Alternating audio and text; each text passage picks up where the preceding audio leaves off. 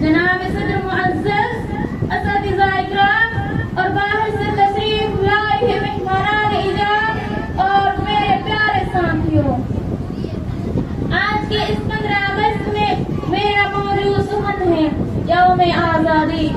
मुहतरम हज़रात, आज हम सब यहाँ एक बहुत अजीम दिन के मौका पर जमा हुए हैं।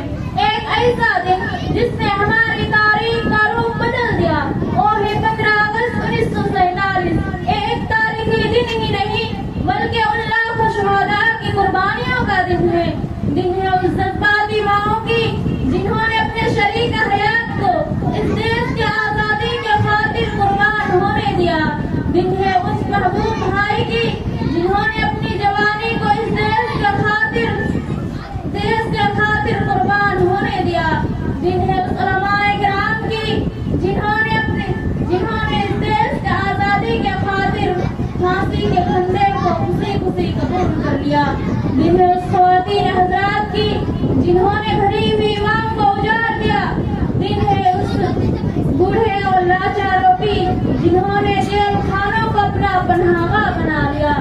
दिन है उस जाबाज सिपह सालारों की जिन्होंने अपने सीने पे गोली खाना पसंद किया, तब जाकर हमें आजादी मिली है हमको ये आजादी शहीदों की लहू से, मिली है हमको ये आजादी शहीदों की लहू से, वतन पर मिटने की रस्म चली है लहू से।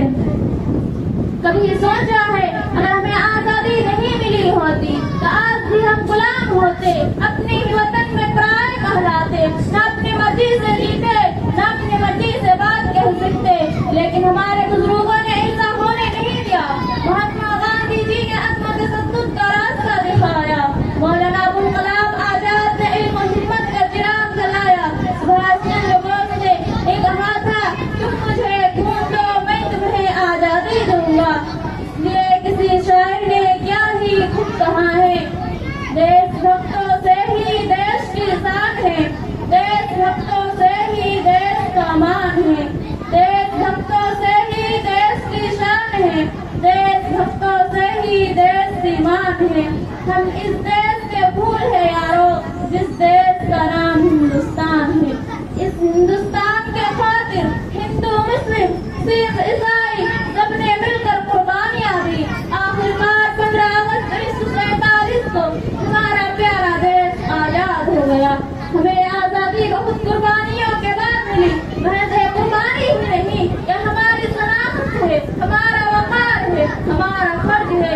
लेकिन सवाल यह है कि हम इस आजादी की कदर करते हैं कि हम आज भी मुत्तहिद है, क्या हमें बदगुमानी नफरत तफरीक को खत्म कर पाए।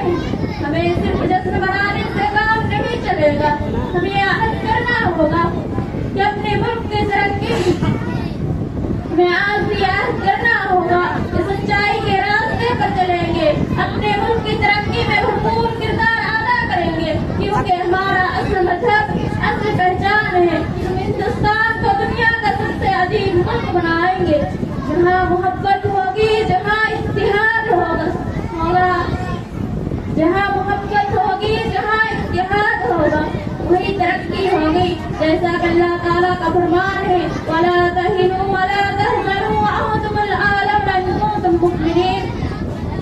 इस फरमान के साथ मैं अपनी बात को एक शायर के साथ खत्म करना चाहती हूँ। ना रहनुमा व रहबर की जरूरत है, ना रहनुमा व रहबर की जरूरत है, हमारे कुरान हमारे रहनुमाई के लिए कुरान जिंदा है।